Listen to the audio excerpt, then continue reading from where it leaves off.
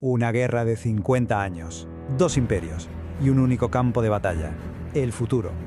Esta no es solo la historia de dos empresas, no, es la crónica de cómo se forjó el mundo digital en el que todos vivimos hoy. Venga, vamos a meternos de lleno en esta rivalidad épica.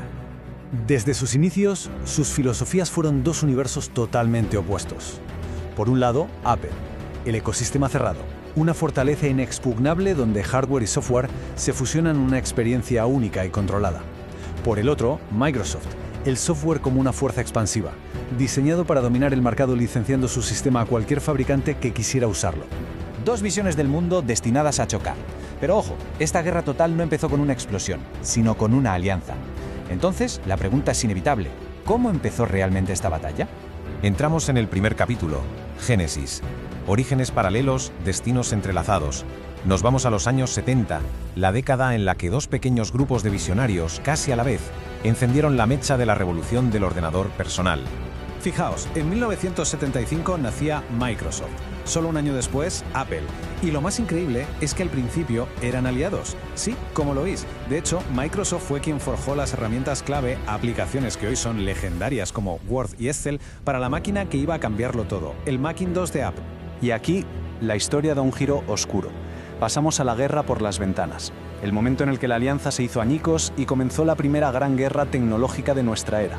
Este es el momento clave. Steve Jobs, confiando ciegamente en esa colaboración, cometió el que quizá fue el mayor error de su carrera. Le mostró a Bill Gates el alma de Apple, el prototipo del Macintosh y su revolucionaria interfaz gráfica. Un secreto que valía miles de millones. Y aquí, claro, es donde salta la gran pregunta. Mientras Microsoft, de cara al público, desarrollaba software para Apple, ¿qué se estaba cociendo en secreto en sus oficinas? La respuesta iba a desatar el caos. La respuesta fue un golpe letal. En noviembre del 83, antes incluso de que el Mac saliera a la venta, Bill Gates anuncia Microsoft Windows.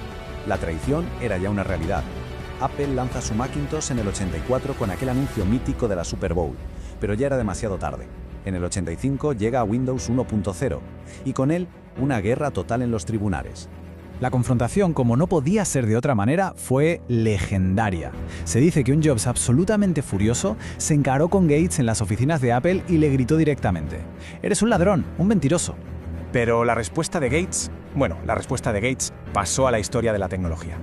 Con una calma casi insultante, le dijo algo así como que ambos le habían robado la idea a un vecino rico llamado Xerox, que él solo entró a por la tele y descubrió que Jobs ya se la había llevado. O sea, que para Gates no era un robo, era una carrera, y él sencillamente la había ganado. Tras perder esa primera gran guerra, entramos en la época más oscura de Apple, los 90. Unos años en los que el imperio de Microsoft parecía sencillamente invencible.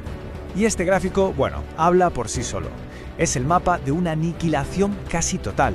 Windows dominaba el planeta, Microsoft tenía el control absoluto del mercado de PC, y Apple había quedado reducida a un pequeño nicho, luchando por sobrevivir. La situación era desesperada. Para el 97 tenían productos que ya no interesaban a nadie. Las ventas estaban por los suelos. Y la compañía que lo empezó todo estaba, literalmente, a pocas semanas de la bancarrota. Con su archienemigo en la lona, a punto del caos definitivo, la pregunta flotaba en el aire. ¿Iba Microsoft a dar el golpe de gracia y acabar con Apple para siempre? Pues no. Ocurrió lo impensable. Lo que nadie, absolutamente nadie esperaba. Microsoft invirtió $150 millones para salvar a Apple. Ojo, no fue por caridad, fue una jugada maestra de Gates para evitar sus propios problemas con las leyes antimonopolio. Pero el resultado fue el mismo. Apple se salvó del abismo. Y esa inversión, ese salvavidas inesperado, abrió la puerta al único hombre que podía orquestar la resurrección. Entramos en la era de el retorno del visionario, el regreso de Steve Jobs. Y lo que vino después cambió el mundo para siempre. Fue una ofensiva total. Primero en el 98, el iMac, que dinamitó por completo el diseño de los ordenadores. Después, en 2001, el iPod, que no solo cambió la industria de la música, la reinventó desde cero. Y en 2007 llegó el arma definitiva, el iPhone. Con el iPhone, el tablero de juego cambió por completo. La guerra ya no era por el escritorio, era por nuestros bolsillos. Y en este nuevo terreno, el Windows Phone de Microsoft, sencillamente no pudo competir. Apple, junto con Google, se había hecho con la victoria en la guerra móvil. Y eso nos trae hasta hoy, a la guerra eterna. Porque esta historia no ha terminado. Los viejos rivales siguen en pie y ahora luchan en nuevas fronteras.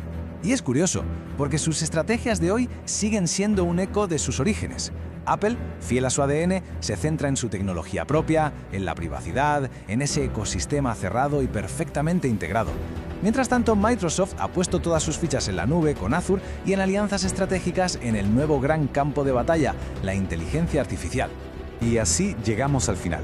Después de medio siglo de alianzas, traiciones y resurrecciones que parecen sacadas de una película, ¿quién ha ganado de verdad?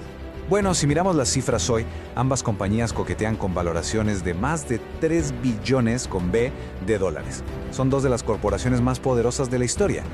Quizá la verdadera victoria no es de uno sobre el otro. Quizá el gran ganador es el futuro que construyeron con su rivalidad. Pero esa es una pregunta que queda abierta.